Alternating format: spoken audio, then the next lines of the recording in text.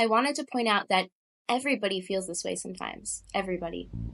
It's happened to me so many times. It happens to everyone. And I think a lot of it lies in the fact that humans are social creatures by nature. And if we aren't fulfilled socially, then we're going to be really unhappy.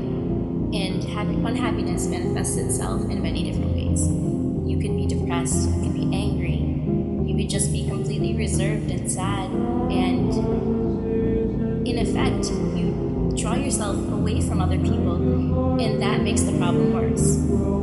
So you perpetuate this lifestyle of, I don't trust people, and people don't like me, and people are probably never going to like me, so I will never like people, and I'm okay by myself.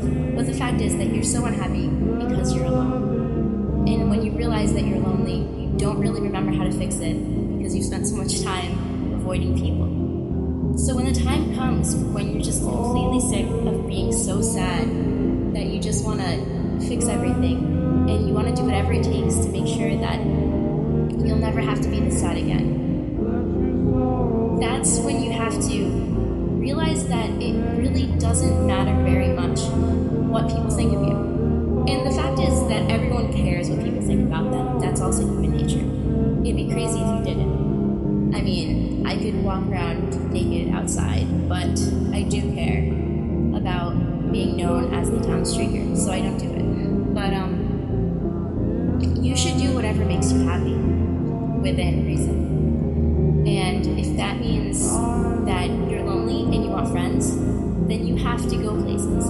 You have to get back in touch with those people you haven't talked to in months or maybe even years, and you have to tell them that you want to hang out or ask them to tell you about any parties that are happening, and you have to turn yourself from such a reserved creature into a social butterfly. And that is the hardest struggle. But once you get to do it, you realize how much it's worth it meeting new people. Meeting new people is a huge thing in becoming happy. Because if you're currently not surrounded by people that make you happy to be alive, then you really do need to get new friends. So one of the easiest ways to do that is to find out about social events, parties, whatever you have to do.